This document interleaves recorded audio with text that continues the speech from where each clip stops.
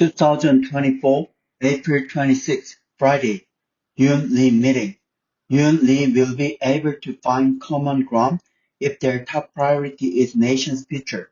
The presidential office and the Democratic Party of Korea were to hold their second working level talks on Thursday to set the agenda for the first ever meeting between President Yoon Suk-yeol and the main opposition party leader Lee Jae-myung.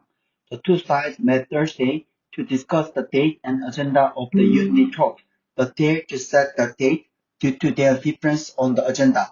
The Democratic Party reportedly suggested implementing Lee's campaign pledge to offer 250,000 won to every South Korean and passing a special counsel bill to investigate the presidential office's alleged interference regarding a probe into Marine CPL Chae Soo-geun's death. The Democratic Party also demanded that Yoon apologize for repeatedly exercising his right to veto bills that it sought to pass.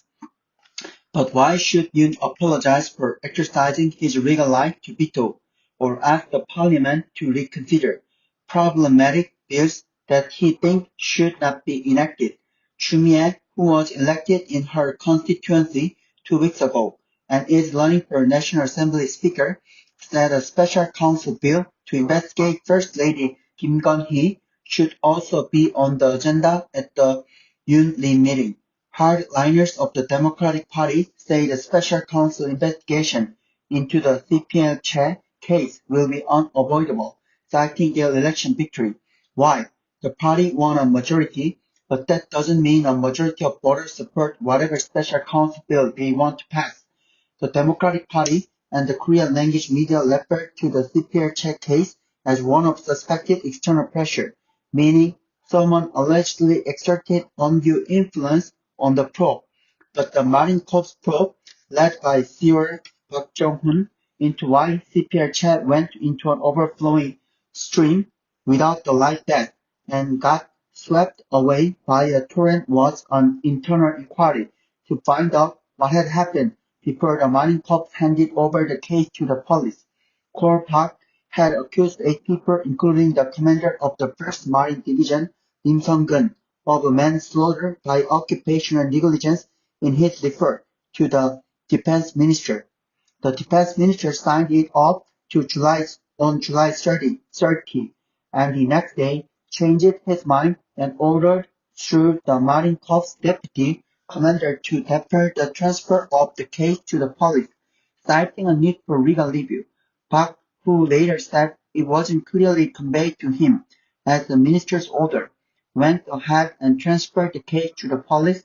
The ministry retrieved the report from the police, did a review and reduced the number of people accused of manslaughter to 2, excluding Lim.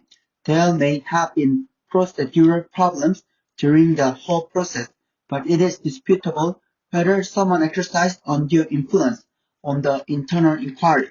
Some media have alleged that Lee ordered that the transfer to the police be deferred because he got a call from the presidential office. Even if someone at Yoon's office told him to defer it, would that constitute undue influence, considering that the president is above the minister? A special counsel investigation into the CPL Chae case may be necessary to clarify that. If the lawmakers think it truly is of paramount importance, the ruling party would have no reason to block it other than the fact that a special counsel probe is costly and can overshadow other important policy issues. It is also highly questionable whether Lee Jae-myung's 13 trillion won plan to have the government hand out 250,000 won to every South Korean would actually help them amid high prices of basic food items. To do that, the government would need to issue an additional 13 trillion won worth of bonds, which would put upward pressure on interest rates. This would increase the financial burden for people who are already suffering from high borrowing rates. The Democratic Party should think twice about this idea. Giving 250,000 won to everyone could make one happy for a day, but that would be it. The most pressing issues Yoon and Lee should work on now are the prolonged strike by training doctors and passing the pension reform bill next month.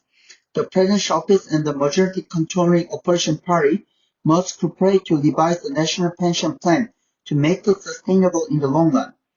Since it will be very hard to agree on a set of agenda due to the two sides' huge differences, Yoon and Lee should just meet and see what they can do as the country's two most powerful men. As long as both of their top priority is the nation's future, they will be able to find a common ground.